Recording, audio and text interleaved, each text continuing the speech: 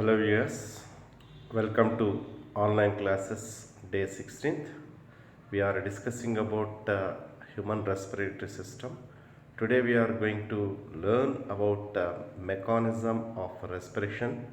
Before going to learn it, let us recapitulate the previous topics. In earlier class, we learned about parts of human respiratory system. What are the parts associated with human respiratory system? What is the location and their structure and function? Everything, anatomical arrangement learned in earlier classes.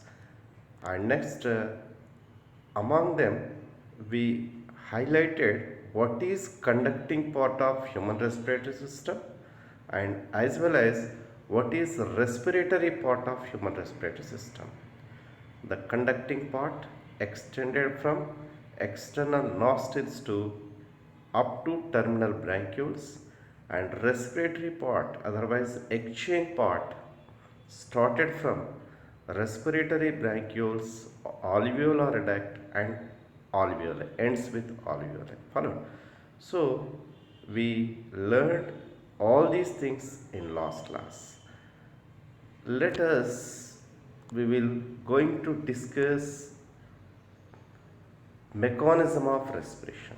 So before going to learn mechanism respiration, one more information. Remember, already we discussed in earlier classes aerobic respiration. The respiration by utilizing the oxygen called aerobic respiration.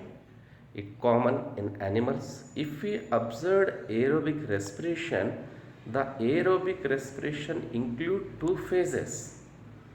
Our respiration also, aerobic respiration, it include two phases, mainly external respiration, that is nothing but ventilation, and internal respiration. Two phases are there, external respiration, nothing but ventilation, and internal respiration.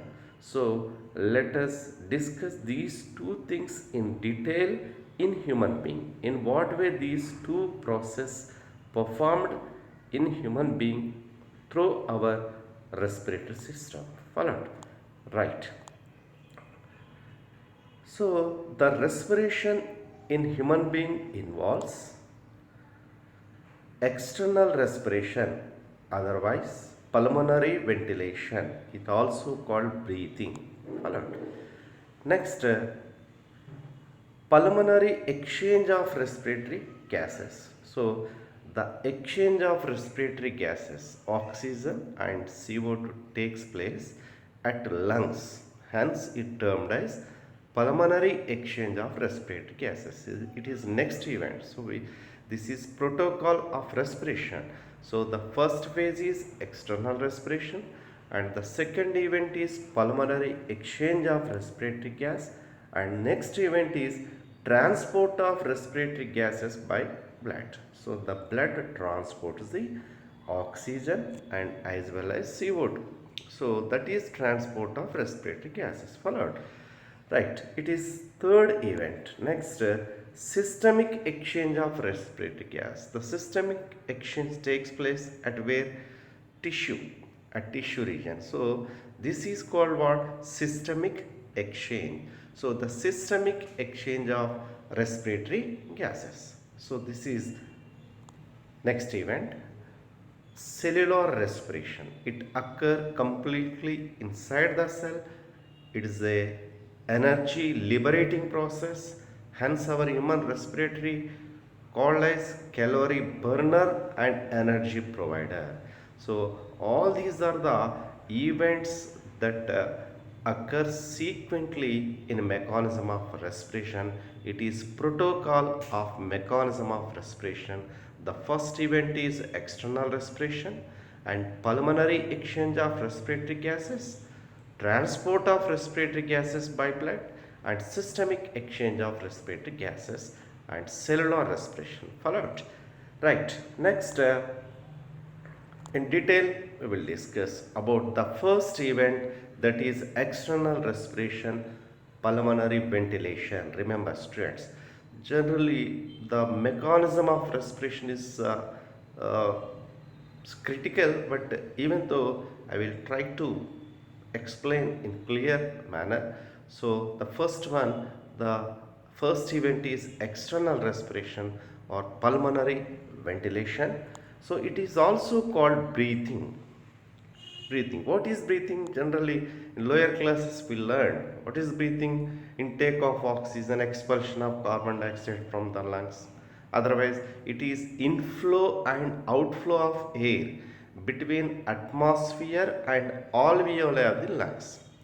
So, the atmosphere air enter into lungs, that is intake of oxygen, and outflow of air.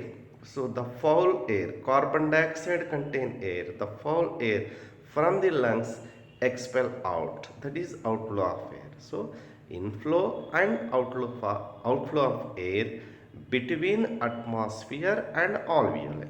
So this is considered as breathing. You observe this visual, you will clearly uh, got idea about breathing. This is breathing.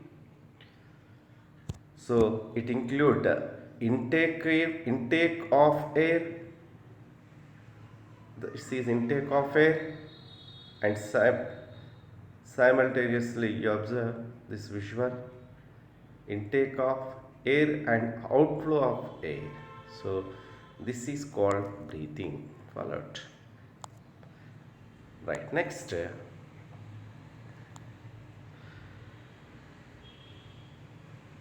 So during breathing, we found respiratory movements for inhalation and exhalation. For intake of air and expulsion of air, the respiratory movements involves. So the respiratory movements facilitate what thing? The respiratory movements facilitate contraction and expansion of lungs during breathing. These two are compulsory required for ventilation, pulmonary ventilation. Followed. So the contraction and expansion of the lungs during breathing mediated by respiratory movements. So the structures that responsible for respiratory movements are these. You observe. What are the structures regulates the respiratory movements? The three kinds of structures responsible for respiratory movements, they are intercostal muscles. Remember, very important ask in examinations: intercostal muscles and diaphragm muscles, and next abdominal muscles. Followed. So three structures are responsible for respiratory movements: intercostal muscles, diaphragm muscles, and abdominal muscles. Followed? Right. Among these three, you observe the intercostal muscles and diaphragm muscles are plays key role in breathing. Hence, they termed as principal muscles. What about abdominal muscles? Abdominal muscles strengthens the inspiration and expiration. We have ability to increase the strength of inspiration. Sometimes we require more oxygen. At that time, forcible inspiration takes place. Forcibly we inhale the oxygen. That is forcible inspiration. Sometimes forcible expiration required. So that forcible inspiration, forcible expiration mediated by abdominal muscles. So this increase in strength of inspiration and expiration, special conditions, that is different. But during normal breathing, mainly what are involved? The intercostal muscles and diaphragm muscles involved during normal breathing. Hence, the intercostal muscles and diaphragm muscles considered as principal muscles. You remember, it is very important. Right. Next, the in detail we discussed about these three things: the respiratory movement facilitated by intercostal muscles, then diaphragm muscles, and abdominal muscle. What are intercostal muscles? Do you have idea?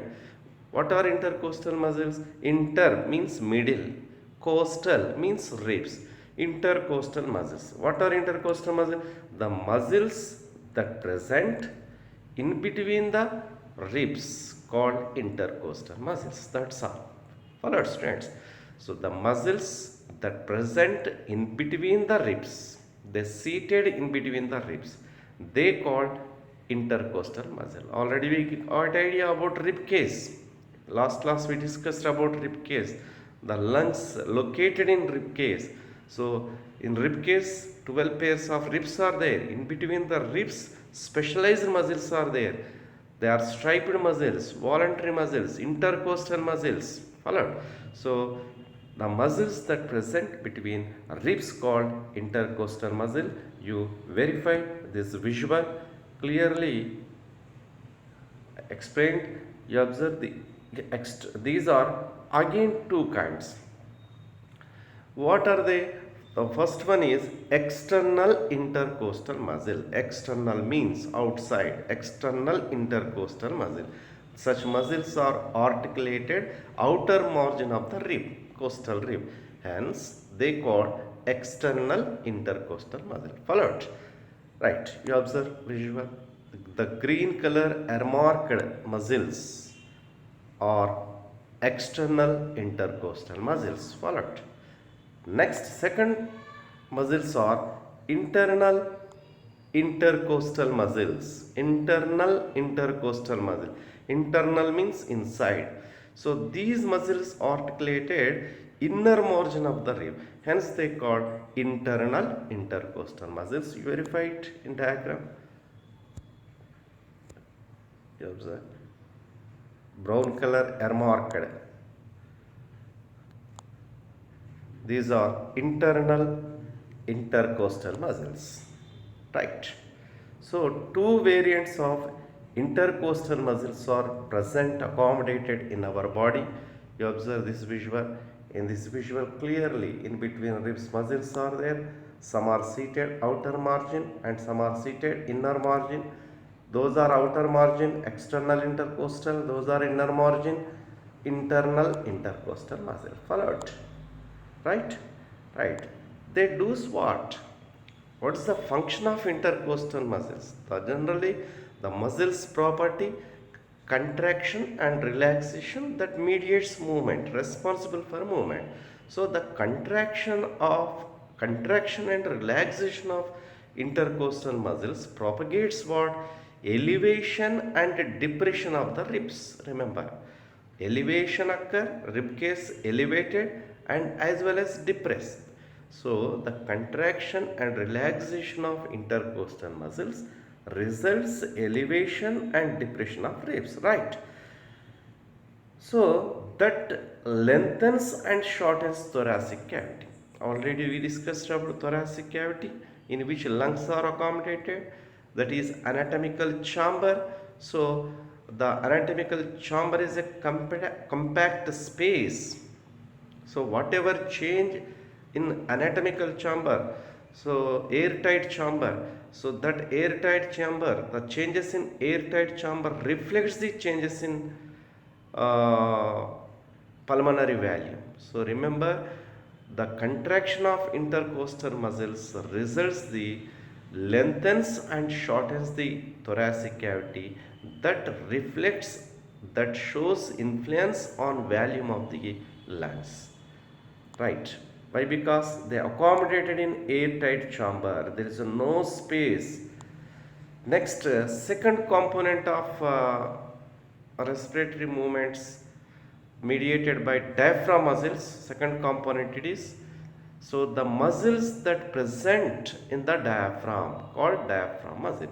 So diaphragm is a partition, a horizontal partition that separates thoracic cavity from abdominal cavity. It is a horizontal partition is present.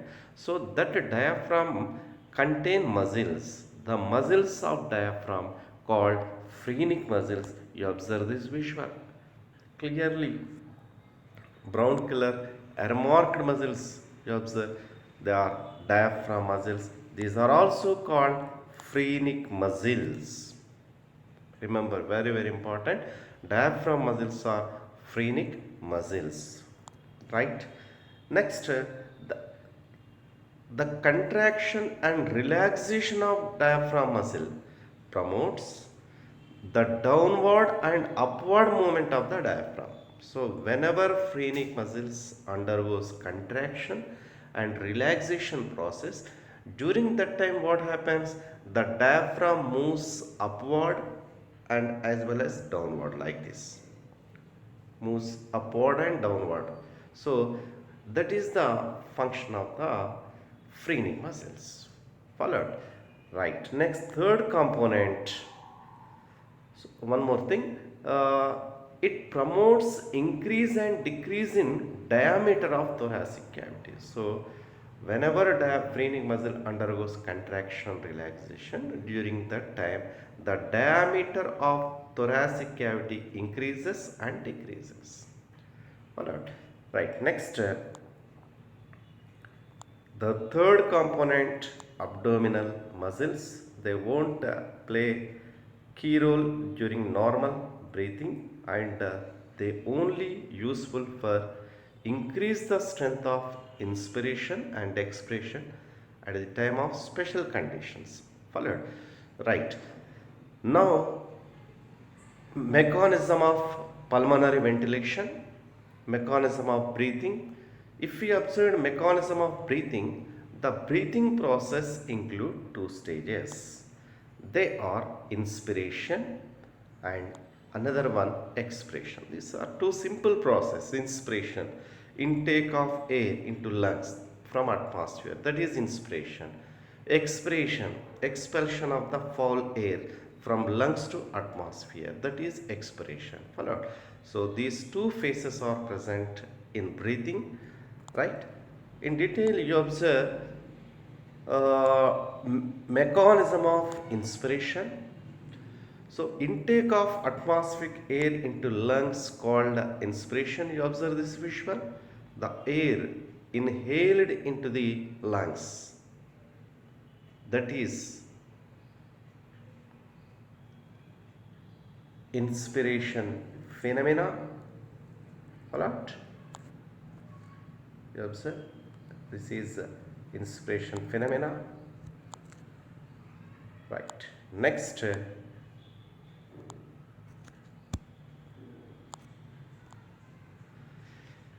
the properties of inspiration. The inspiration is a active process. What is active process? What is mean active process? Energy to be consumed, energy to be utilized in this process. So the inspiration is a active process, very very important, except in birds. Remember, in birds expiration is active process. In remaining all animals, inspiration is active process, require energy. Only in birds and insects. In birds and insects, inspiration is passive, expiration is active process, right? It takes place, inspiration takes place on contraction of external intercostal muscles and as well as diaphragm muscles. Two variants of muscle undergoing contraction during inspiration. Contraction require energy. So the external intercostal muscle and diaphragm muscles undergoes contraction during inspiration. So it consumed energy, hence the inspiration considered as active process. Alright. Right. Next, on contraction of external intercostal muscles, what changes occur? That is important here. In mechanism of respiration, by the contraction of external intercostal muscles, what changes to be bring? What changes to be occur? Let's see. So this is the rib case, and in between ribs intercostal muscles are there. During inspiration, external intercostal muscle going to contract. When external intercostal muscle undergoes contraction, immediately they lifts up the ribs and sternum. the all the ribs will be lifted up and rotated outwards. They shows movement toward outward, so they lifts up the ribs and sternum also. The sternum will be pushed forward direction. So on contraction of external intercostal muscle, what happens? They lifts up the ribs and sternum. During this time, the sternum pushed forward and the ribs rotated towards outward. Followed? And as well as you observe. So that mediates what thing, that changes what thing? It raises the volume of thoracic cavity in the direction of dorsoventral axis. So here you observe the sternum region pushed forward. So then automatically our thoracic cavity increases, raises. In what axis? Dorsoventral axis. This is dorsal side, this is ventral side. So in this axis, the sternum, you observe this arrow, that is dorsoventral axis. In the dorsoventral axis direction, our thoracic volume increases. You observe arrow, right? So these are the changes that occur due to the contraction of external intercostal muscles. Followed. So lifts up the ribs and sternum, that raises the thoracic cavity in dorsoventral axis. And next on contraction of the diaphragm muscles, what happens? These are, you observe, these are phrenic muscles. When phrenic muscle undergoes contraction, the diaphragm moves downward. So the diaphragm horizontal layer moves downward direction. So that results what? When it moves downward, the thoracic cavity raises in the anteroposterior axis direction. This is anterior and posterior end. So the thoracic volume raises in the direction of anteroposterior axis. So the on contraction of intercostal muscles, the thoracic volume raises and dorso-posterior axis.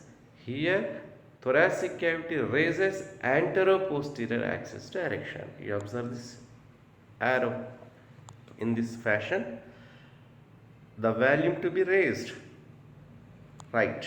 Followed. So these two different changes to be bring during contraction of intercostal muscles and diaphragm muscle. Suppose, so these two muscles contraction going to raise the thoracic volume.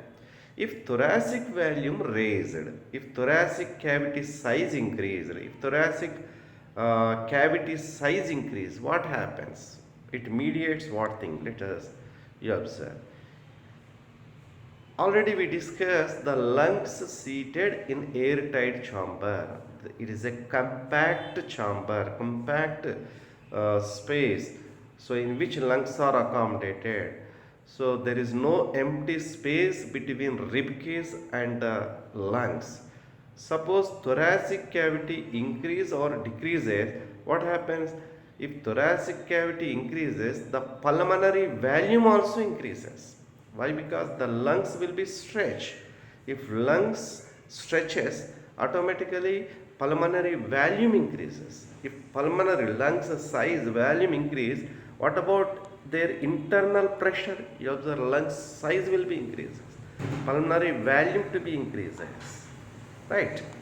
Next, if pulmonary volume increases, if lung size enlarges, volume enlarges, inside pressure to be reduced. You remember, if volume increases, automatically internal pressure to be reduces. So intrapulmonary pressure to be reduced. That is inversely proportional relationship. You remember, thoracic cavity enlarges, pulmonary volume increases. If pulmonary volume increases, internal pulmonary pressure going to reduce. Right. If intrapulmonary pressure reduces, what happens? negative intrapulmonary pressure establishes comparatively with atmospheric air pressure. Inside the lung, the pressure is less, minus. So negative intrapulmonary pressure establishes. Followed? Next, that intrapulmonary pressure forces what? Then immediately the atmospheric air pressure is high, intrapulmonary pressure is low. So immediately the atmospheric air rushes into lungs. Followed. So that forces air from atmosphere to lungs. So that is these are the changes. There is the event occur in this process. You observe this arrow, right? Next, now we will discuss the path of air movement during inspiration. So whenever atmospheric air rushes into our lung, it passes in what direction, in what path it moves, you observe. First, the fresh air, oxygen contained air present in atmosphere. Whenever negative intrapulmonary pressure establishes, such atmospheric air run into our lungs. So now it is present in atmosphere. So from the atmosphere, first it enter into external nostrils, the holes of nose. So this is the first step. So enter into external nostrils. Followed from external nostrils, it enter into nasal chamber. Sequentially observe. This sequence asks in entrance examination. So sequence is important. The air passes from atmosphere to external nostrils, nostrils to nasal chamber, followed nasal chamber to it enter into internal nares or internal nostrils, then into pharynx. Pharynx is a common passage already learned. The pharynx to glottis, a longitudinal slit. All these parts are associated with our human respiratory system. It is our human respiratory tract. Followed. So glottis and glottis to larynx, and then larynx to trachea, and trachea to bronchi and bronchioles. Primary bronchi and then bronchioles that seated inside the lungs, and next bronchi and bronchioles to alveolar ducts to alveoli. Hello. So this is the last point. So with this we completed inspiration. The inspiration extended from atmosphere to alveoli, right? Next, mechanism of inspiration you observe. This is a pattern of inspiration. Now we are going to discuss about expression. So if we learn inspiration as clear manner, the expression is very easy. Expression is what? Release of foul airs. Carbon dioxide contain air from alveoli to out. That is expression. It is passive process. So it is complete converse phenomena to inspiration. So inspiration is an active process, so it is passive process, not require any energy. Remember, it is complete converse process. The changes also completely reverse manner. The movement of air also reverse manner. Complete converse to inspiration. You have to observe the change in during expiration. So the release of foul air from alveoli to out called what? Expiration. It is a passive process. It occurs by the relaxation of the muscles. What muscles? Same intercostal muscles and as well as diaphragm muscle undergoes relaxation. The external intercostal muscles to be relaxes and diaphragm muscles to be relaxes in this process. On relaxation of external intercostal muscles, the changes are quite opposite, you observe. The ribs and sternum returns its original position. Result of that decreases the thoracic volume, thoracic cavity decreases. And next, relaxation of diaphragm muscles results. Then immediately diaphragm moves upward. During inspiration, diaphragm move down. So now the diaphragm going to move upward, attain convex curvature, you observe. Next, thoracic cavity decreases in the antero-posterior axis direction. Complete converse changes. Right. Next, when the thoracic cavity decreases, what happens? Pulmonary volume also decreases. If thoracic cavity decreases, pressure raised on lungs, and then automatically lungs will be undergoes compressed. So pulmonary volume to be decreases. Hello, like that. Next, intrapulmonary pressure increases. If pulmonary volume decreases, automatically inside the lung, the pressure to be raised, intrapulmonary pressure increases. The positive intrapulmonary pressure to be establishes that forces the foul air, carbon dioxide contained air from lungs to atmosphere. So you observe the arrow in the movement of the air inside to outside, that is expiration. The foul air from alveoli, you observe the path of the expiration, the foul air present in alveoli of lung. So from the expiration extended from alveoli, inspiration extended from nostrils, but expiration extended from alveoli, completely reverse manner. Right.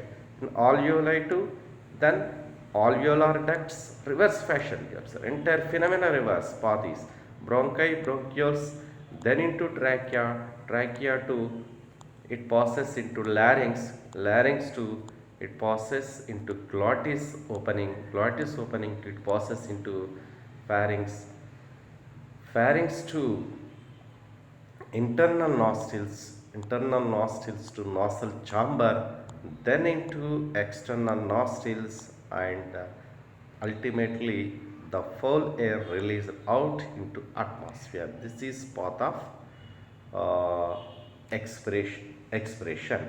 Followed, right? So in breathing, the breathing include two phases. One is inspiration and another one is what? Expiration. Per minute approximately in healthy man 12 to 16 times these ventilation occur. The breathing, the inspiration and expiration process occur approximately 12 to 16 times per minute.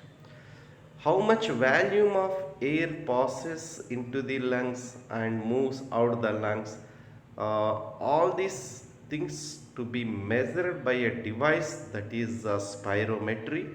About spirometry and the pulmonary volumes that are restricted to our inspiration and expiration process to be learned in next class. Right. Thank you.